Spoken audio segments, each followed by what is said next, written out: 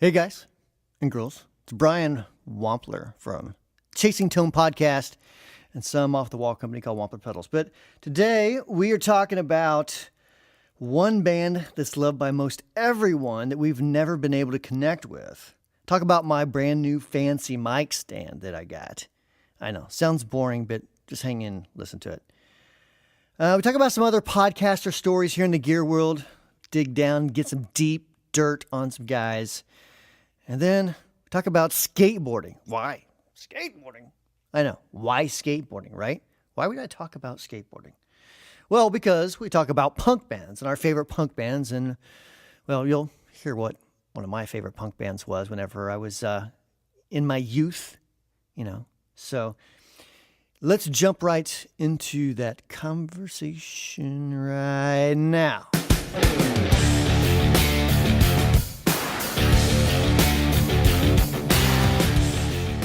So I don't know what your setup is like, Brian, but mine I record the voice separately, and I speak to you through the phone. Just wait a minute. So you have a microphone in front of you. You have your phone in the other hand. Yep. Because we're doing this via Skype. Yeah, because my internet is very spotty out here with my actual Wi-Fi connection that my computer would use, but my LTE signal is very strong. So that's why I do that. I gotcha. No, so I am. I'm using Skype, but I have a pair of I have my headphones in. Yep.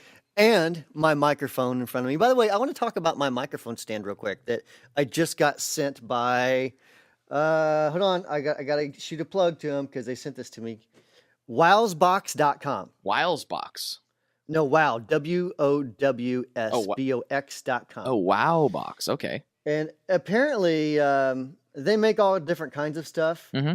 They reached out to me and said, hey, we listened to your podcast and want to know if we could send you a microphone stand. And I'm like, I guess so, if you want. Like, sure. And it's the kind that like attaches to your desk and it's got the swivel arm and all that stuff. It's almost like a legit podcasting stand, rather than like the regular microphone stand that I used to use. Right, like a little tabletop, like one you would use to mic up an amp or something. Right, yeah. So this is like a legit, swivels around, I can move it as I'm talking type of dealio, That's kind of cool. So I feel like Joe Rogan without the weed and without the muscles. Well, you lost all the best parts.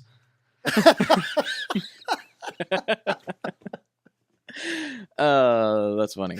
I've never been on a DMT trip, but I've been on a BMT trip, and I love that bacon, lettuce, tomato. You mean BLT? I was going to say BLT. BMT is a sandwich from Subway. Sorry about that. Oh, that's right. That's right. I was like, that is still a sandwich. What is that? Oh, that's funny. Never been on a DMT trip, but I've been on a BLT trip, which, I mean, like, hold the tomato, please, for me. But hey. No, we talked about this last podcast. You're just wrong. You cannot, you can hold the tomato, but you need to hold it in your mouth with other food. Blah, blah, blah. Oh, speaking of mic stands and podcasting, I started doing something a couple episodes ago. I don't remember if we've talked about it or not, but I'm down with it. Like, I see why somebody would do this, although it would make more sense if I was not in a room by myself. I heard somebody talk, I can't remember what podcast I was listening to, but I heard somebody talk about how, it might have been Adam Carolla, actually, how, like, it's actually better to, and he's like, and keep in mind, I don't do this. It was the Adam Carolla show. He's like, it's actually kind of better to stand and record. And I thought about, back when I started Tone Mob, the app I use was really good at noise filtering. And so I could actually pace and like walk around while recording and still have decent quality. And then it changed the way it filtered noise and so on and so forth. And that's a struggle I'm still dealing with, but it is what it is. And then I found I had to be stationary, and it kind of changed. It changed how fast my brain would work on questions, I feel like. So I've taken the happy medium of standing and not walking around, and I think it's an improvement. On our earlier podcast, like from last year, we're using an app called Ringer, right? Mm-hmm. Which is an iPhone-based app. It's an app, anyways, that you plug into, and it uploads better audio quality. Anyways, and so since I was mobile on a phone and not tied to a microphone, I would, as I usually do when I'm talking on the phone, I would just like walk around the house and outside and go back in the house. That's just what I do when I'm on the phone. I just pace. Yeah, which that's the app that I use, and we stopped using it for this one. I still use it for mine because it's easier for the guests. Oh, yes. Yeah. But we stopped using it for this one because we found we could get better audio quality if we did this. So Right. So, but I mean, if you listen to the old podcast, like you'll hear like my door squeak, like the door hinge squeak, and then you'll hear birds in the background for a minute, and then I go back inside and you hear doors shut and stuff. And so listening back to it, I'm like, ooh, that sounds horrible. I think when Josh Scott came on mine, I think he like filled up some coffee or something. And you're like, are you using the restroom? I was like, what are you doing? He's like, oh, I'm getting some coffee or some water or whatever he was getting. I did a video show, like a YouTube video thing. I think it was a live video stream with Dave Friedman and Mark. Oh man, Hazinski. Mm-hmm. Hazansky. And it was like a 2-hour show, right? Right. And it was like 10 o'clock at night. I was drinking a beer or two. They're drinking a beer or two. And in the middle of it, I'm like, holy crap, I got to pee really bad. Really bad. And so see you later, guys. They're off talking about something. And I just kind of nonchalantly like exited the view of the camera. And then I watched it back later and they're asking me a question like, Brian, where did Brian go? There's nobody sitting there. Where did Brian go? Yeah, you accused me of leaving the mic a few weeks ago, and I was still there. And I came back, and I'm like, I really had to pee so bad. So this is like a live video stream, and I'm like, I had to go bad, man. Oh, my goodness. Fun times, fun times. So that was a fun show. So, random. Oh, real quick before we move on. Okay. I forgot to add something, that this beautiful, loving mic stand from wowsbox.com it can actually be found on Amazon for like $14.99. Oh, cool. Dude, that's cheap for a pretty decent mic stand. That is cheap. And probably on Prime too, right? On Prime. So if you podcasters out there, like there's probably like 7 of us, like, it's like the 60 cycle guys. I'm sure Dan DeLeon's like, you guys, if you need one, it's like $14 on Amazon. It's pretty cool. There you go. For the other 3,000 of you, don't worry about it. Oh, the podcasts that launched 1,000 podcasts. I don't know who that. Actually, I would attribute that to Six String Bliss. Oh, for guitar stuff, absolutely. Mm-hmm. Yeah, 100%. I didn't discover them until after I started, but I mean, that's okay. I know they inspired a lot of people. Yeah, 2006 or 7 or whatever, whenever podcasts actually started becoming, a reality in the guitar world. I was, wiring up pedals, listening to Six String Bliss. And I was on their show recently, actually. Oh, they are. So they are coming back. They made an announcement. They came back. Yeah, they came back. I was on their show, and it was kind of surreal because, like, I'm like, I used to listen to you guys whenever I was just getting started, Okay. And remember that? And I'm like, hey, you guys remember that time when I sent you an email asking if I could be on the show, and you told me to go to? No, I'm kidding. Oh, I'm kidding. Okay, so that's cool because this came up a couple weeks ago. I had so we're talking about gear podcasters. I had Cole Duke from one of the hosts of the Gear Slum podcast come on, who stay on topic, just as much, if not less than we do, which is a wonderful thing. But and we were talking about Six String Bliss because neither of us were sure if they had came back at that point. They made a big announcement and kind of poked fun at 60 Cycle guys a little bit with their announcement that they were returning, and then it kind of went dead for a while. So good to know that they are actually coming back. That's cool. I think I'm trying to look up now if they have posted anything. I know I recorded a show with them. I don't usually go back and listen to the interviews I've done, so I don't know if it got posted or not. I'd have to be really egotistical to go back and listen to my own interviews. Like, I'm funny. Well, You know? I don't know. I've listened to a couple interviews that I've done just simply because I want to make sure I didn't say anything too stupid. And then No, I've done that. I'm talking about purely from an entertainment perspective. oh no, it's miserable. I've done that. Like, oh, how stupid did I sound? Oh my gosh, I was barely awake or whatever. Oh yeah. Yeah, I've listened to a couple and it's just like, oh man, I'm ugh. But I think everyone feels that way pretty universally, hearing your own stuff. It could be. I mean, there's I'm sure, I don't know in the podcast world, but I have known some generally lower level, I say lower level, meaning not like mainstream artists who, throw in their own music in their car and they're like, we rock. And I get it. I mean, that's cool. There's stuff I've done before that I'll throw in the car and listen to, but that's not on my main playlist, my own songs I've recorded. No. I don't know. But I think that may just be a me thing. Well, and it's, I don't know. I can relate to that in some ways. Like on my band's album, I prefer listening to the songs that aren't mine. Because like Leon and I basically split the songwriting on that.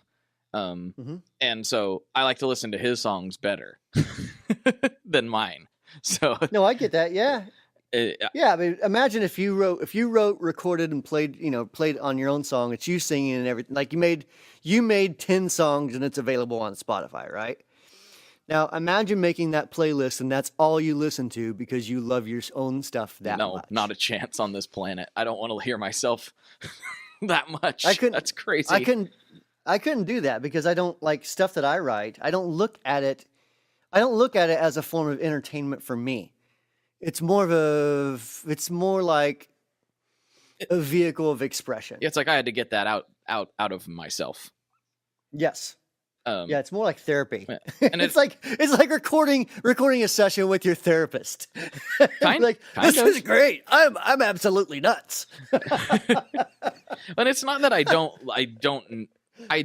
if I didn't like the material I was putting out, I wouldn't put it out. I do like my stuff that I write that's kind of out there to it, but I don't like it like I like other people's stuff. It's I wouldn't put it out. I wouldn't put out for public consumption something I thought was just garbage. So it's Right. I think it's objectively okay, but it's not like Right. my favorite. It's not my favorite song or something. But I guess there's probably some egomaniacs that did write their own favorite song. I don't know. Probably so. Hey, speaking of favorite songs, guess what I did this week? You freaked out about the release of the brand new album, like me and everyone under 37. The brand new Justin Bieber album? Do what? No, the band is named Brand New. The brand new what? That's their name, Brand New. No, the band is. I got to hang out on stage with Warren Haynes. Who? Government Mule. I'm joking. I'm joking. That's pretty cool. Dude, and I never met him before. But I've kind of gotten to know his tech a little bit, just in like the Instagrams and Facebooks and stuff. And so they're in town. He's like, come on out. And unfortunately, like I had like the parent teacher conference thing. So I couldn't actually go to the concert, which really sucked because I've always wanted to see Government Mule. But, kids trump concerts. Anyways, so they invited me out for, to hang out, sound check, meet Warren, that sort of thing. Somebody get that soundbite. I heard that Brian wants to go to a Trump concert. No, Trump. I'm not even touching that. That's the best way to eliminate Joshua, get that soundbite. Trump concert is where he wants to go. No, Government Mule. Doesn't even sound the same. Anyways, so I mean, if you didn't know, like the slo-stortion was my attempt at like a Warren Haynes sound, right? You know what I mean? No, I didn't know that. Because yeah, it really was. That's the mid control because the Warren Haynes plays a lot of mid heavy guitars, and so it kind of has a certain sound. Plus, he has a certain touch. But so I met him, super cool guy, super great band, and they're sound checking. So I'm like sitting by Warren's amps, right? And keep in mind, like I just heard the tech before Warren came up. He was testing everything, making sure everything sounded right. And when they do that, they're playing through the rig. And I noticed this with Brad Paisley too, when the tech plays his stuff. It sounds good, but it doesn't sound like what you're used to. It doesn't sound like, it's not the sound. You know what I mean? So I'm like, oh, that's cool. Warren Haynes gets on it. Literally, he hit one note and just a bend with the perfect vibrato. And I think I can't say this because this is a kid-friendly podcast. Let me think. Your brain melted. My brain melted. Yes. And I'm like, holy crap in a hot bucket. That was freaking amazing. It was just it was that tone that, you hear like on like my favorite stuff is Deepest End recordings. And it was like that tone, but all around me. And it was just, I was even telling the tech, I'm like, this is so surreal because like, it's so like, it sounds big on the record, but it's gigantic sitting here in front of it. And it's like, and you just realize that you could take the exact same thing, put it with one guy playing some stuff and it sounds good. Give it to the guy that makes it sound like it sounds and it's a whole different thing. Oh, 100%. That's the tone is in the fingers thing. But it was just so, I can't, like, I told someone else, like, it was magical. But it was a religious experience, magical. It was just so, I've literally been at a loss for words to describe it. The best way I can say it was completely magical on the highest degree I can fathom. That's pretty crazy. There's only a handful of musical moments that I can think of that fit that description. So that's pretty awesome. Yeah. It was humbling. It was very humbling because here we are. We all chase tone, right? We all buy this stuff to get this sound, to do this, to do that.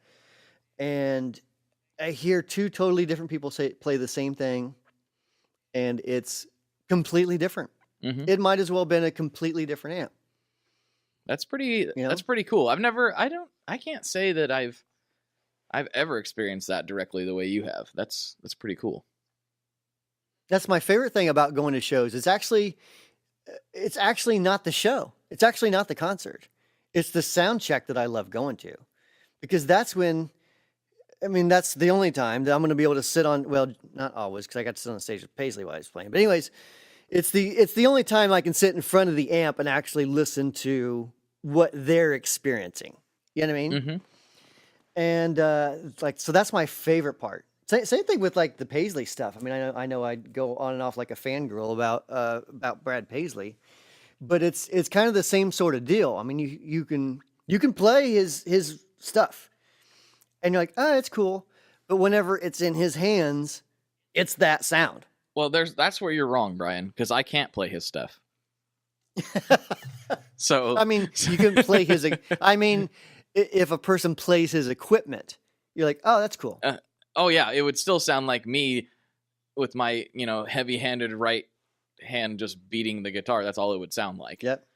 And I remember the first time I was exposed to this was with Brent Mason. It's actually a YouTube video I did at the beginning of YouTube. It's like 2006 or something. You can tell because the video's very poor quality to today's standards. Back then, that was the norm because, we all weren't carrying around high def cameras in our pocket.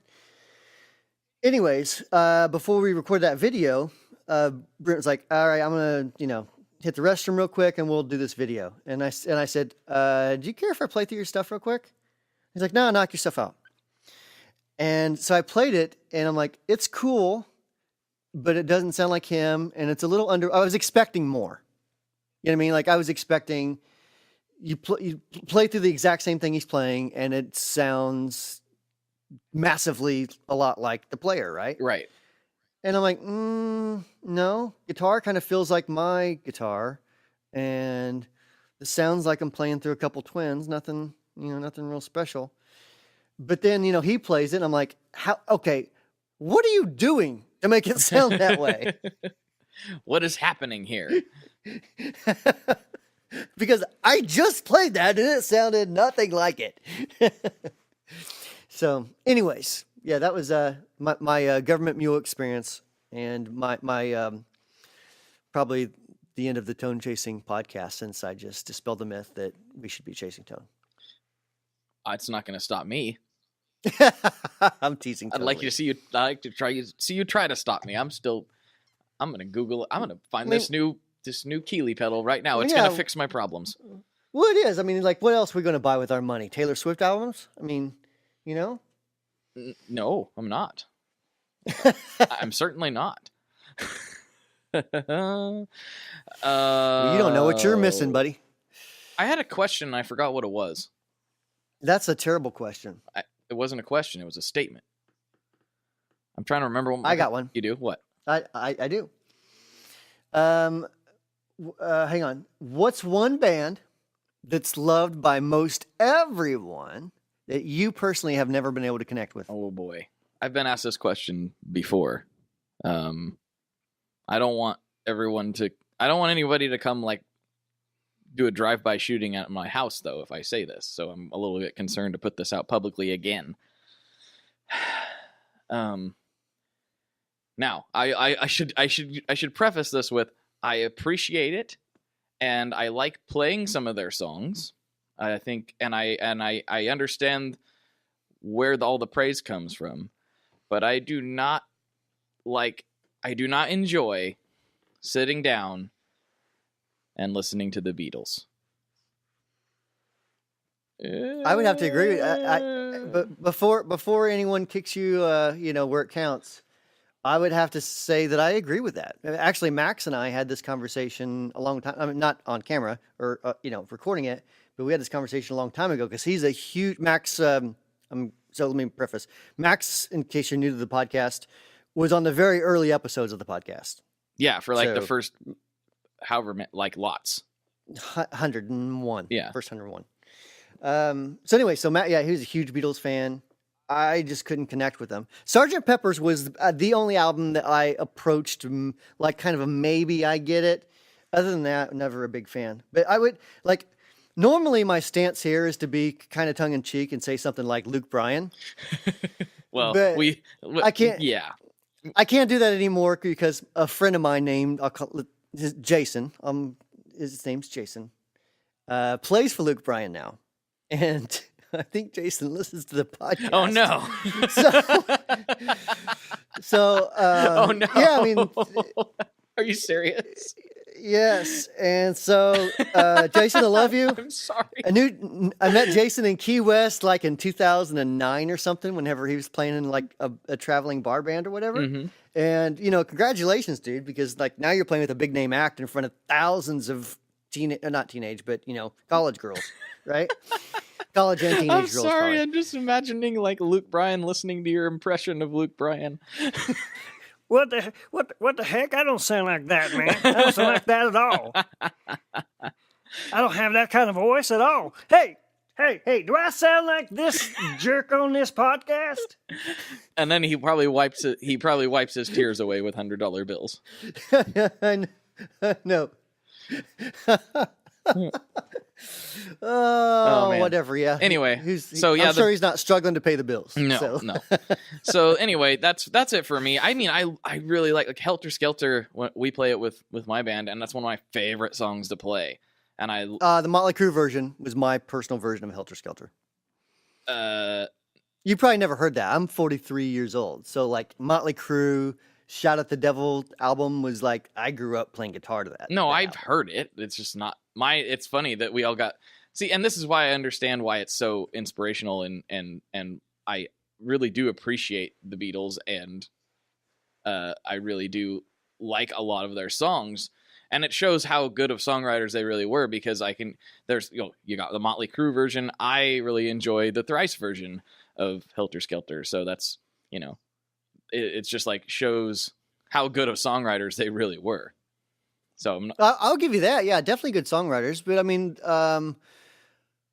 okay, so I'll put it this way. I listen to a lot of music, of course, because I'm stuck in a room all day long. Mm-hmm. I don't recall a time I've ever searched on Spotify for Beatles. You know? Yeah, I mean, I have for reference points, but not for like, I want to listen to this right now. Yeah, I mean for recreation. Yeah. Yes. Yeah. So I'm trying to, and I'm sure there's other bands that I would be probably nearly crucified if I mentioned, but let me think of another good band who I just never could identify. You know what?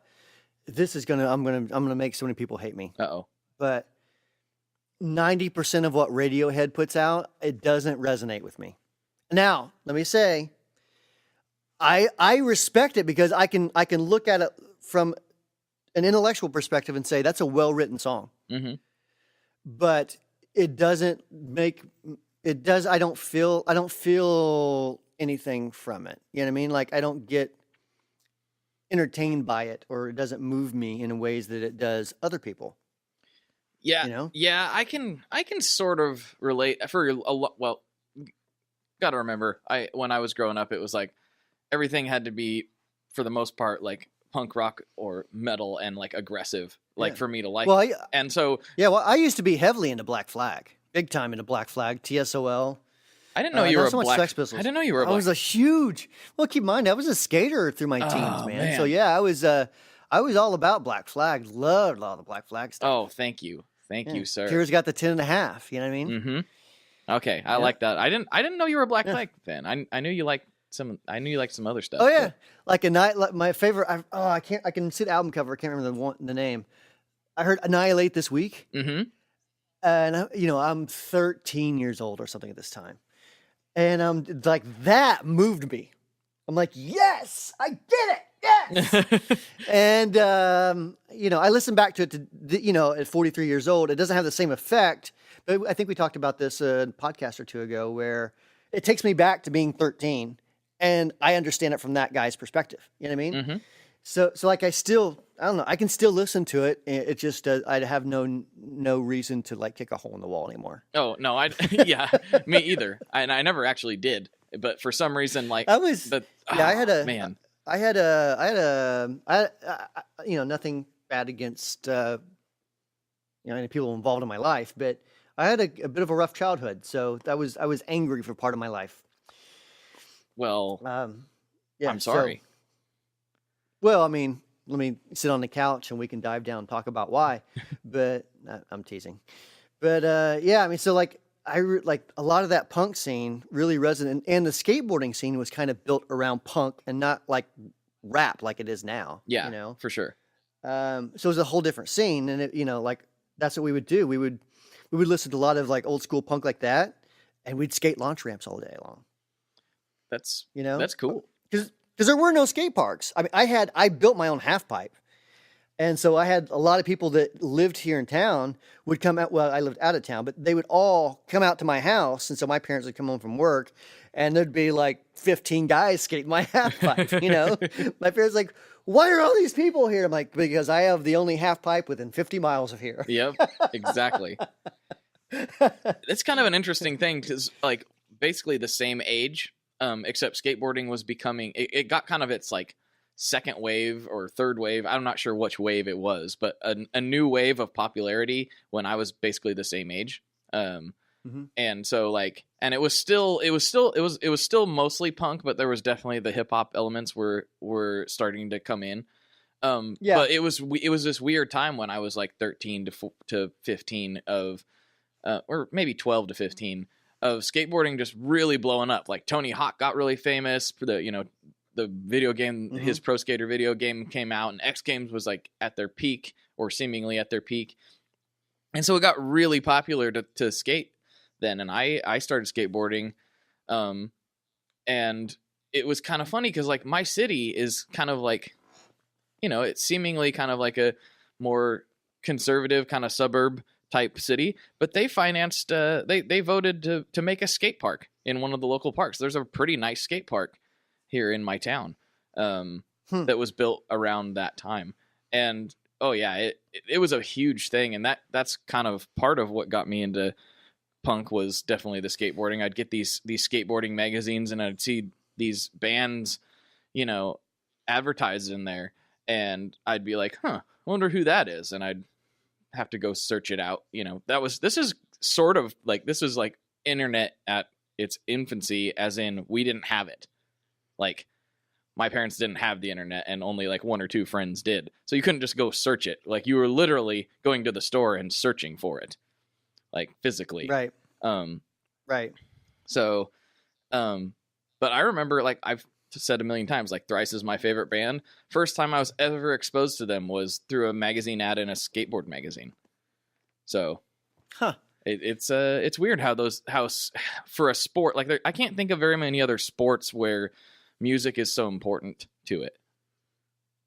Yeah, it's a huge part of the culture, Yeah,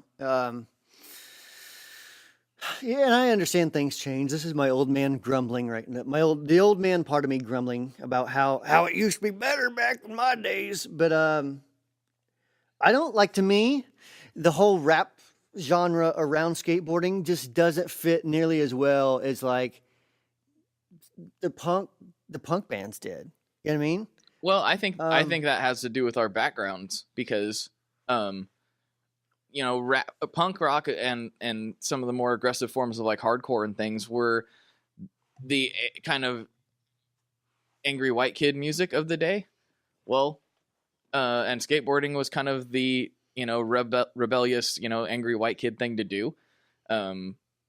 Instead of like being on the football team, you were a skateboarder, and you listened to punk rock. Well, I think what I've seen, especially starting kind of when I got into skateboarding. Now I'm speaking from an outsider's perspective now, because I haven't skated for 15 years. But I got a funny story about that. But continue on. But what I'm seeing is, like, I'm seeing a lot more diversity in the sport than there was, like, probably back when you were doing it. And everyone's way better. And you know what I mean? Like, even like the novice amateurs are doing like these crazy kick flips. I'm like, I tried to do that for months and couldn't figure it out. Yeah, exactly. And now you got this awful. 6-year-old kid doing like this 360 kick flip off this curb onto a handrail, and you're like, what? Yeah, exactly. But I was more speaking like racially and culturally. There just seems to be more diversity in the sport than it's not the angry white kid thing anymore. Now it's just a thing that kids do. And I think we just see a lot, and from that, they're going to bring in elements of their culture, and a lot of that happens to be hip hop. That's my theory anyway. I could be wrong. Well, it could be. I mean, music has changed a lot. But so real quick about the skateboarding thing. Mm-hmm. So my son is 7 years old. Not now, but at the time of the story, 7 or 8, and we go to a skate park in Greenwood, Indiana, which is at the time was the closest one to us. And like I still like. Just because of me being me, like I still have skateboards. You know what I mean? Right, I do too. I still have my best skateboard. And, so, rocking the old Steve Caballero Pal Peralta nice. Here. And who plays guitar? Steve, call me if you need anything. That's right, he does. I forgot about that. He does, yes. Mm-hmm. He's never asked. If he asked me for a pedal, that would see, I'm stumbling with my words. Like I would be starstruck with Steve Caballero. Steve. Holler at your boy. Okay, so anyways, we take skateboards to the park. There's all these, like I said, 6-year-old kids doing 360 kick flips onto a handrail, crazy stuff. And there's a 4-foot half pipe, and I'm thinking, dude, like I had several half pipes. I had 4 foots, I had 6 foots, I had a 7 foot at one time. Like I got this. You know what I mean? Mm-hmm. Not really taking into account I was like 37 years old at the time. So I drop in on the 4 foot. I fall all the way down my tailbone, like yeah, you know what I mean? Like, holy crap, this feels completely different than what it used to feel like. This hurts a lot more. Because in my head, like, I knew exactly what to do. It was no big deal. You stand on board and you drop in, Mm-hmm. But apparently my balance had changed in the previous 25 years. Now you're making me nervous, because like this is the Chasing Extreme Sports podcast. I through skateboarding, I ended up getting into snowboarding, and I turned it out. I wasn't ever very good at either of them, but I was much, much better at snowboarding, for whatever reason. I don't know why. But I got to be a pretty decent snowboarder, and we went like all the time. We had season passes and went to the mountain just after work and just constantly going for, a period of 5 years or so. And my wife and I have been kind of itching to get back to the hill. But we haven't done it since we've been married. So it's just been a long time. Wait, your wife is a snowboarder? She skis. She can snowboard, wow. but she doesn't really like to. She likes skiing better. Yeah, I think that's more of a thing around here. Like, I know. Yeah, well, see, we don't have that big of hills here. Yeah, we're just right by Mount Hood, so like it's more of a thing. Like it's like, yeah, my wife skis, and there's lots of, like, I would say probably most of the ladies in my family either ski or snowboard or know how to ski or snowboard. Maybe they don't do it on a regular basis, but they know how and have done it before.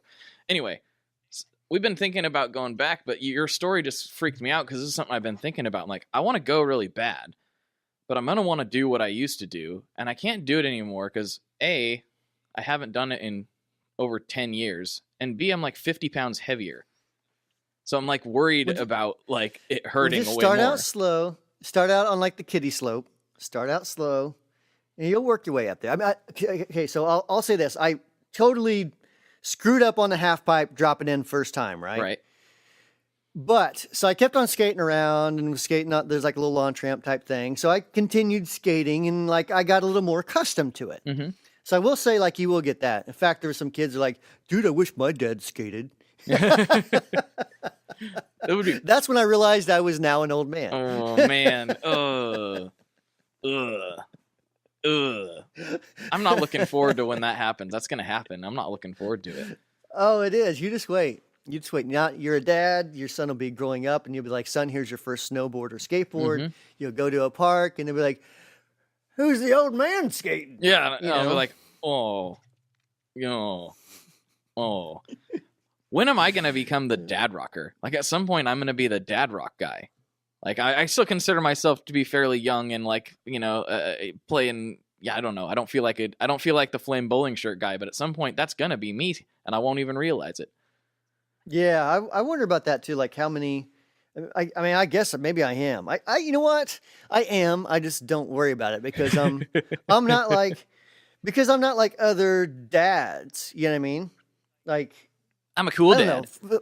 I mean, okay. So like my daughter goes to. I know Hank Jr. was there.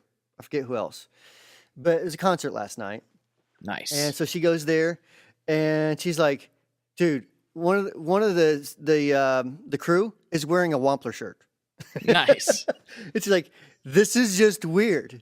And so I'm telling him, like, I've tried to explain to you in my world, in like guitar pedals and stuff, people know that name. It's a brand that people know. But to them, like, I'm not anything special at all. Not that I am special. I'm just saying, like, I'm just a normal dude, like a dad, Oh, absolutely. And so it's sometimes it's a little surreal until they're like, "Hey, Luke Bryan's coming to town. Can you get us some tickets?" And you're like, I don't think you'll let our family come to the show anymore. And I'm like, "Let me give you a preface of what this is going to sound like."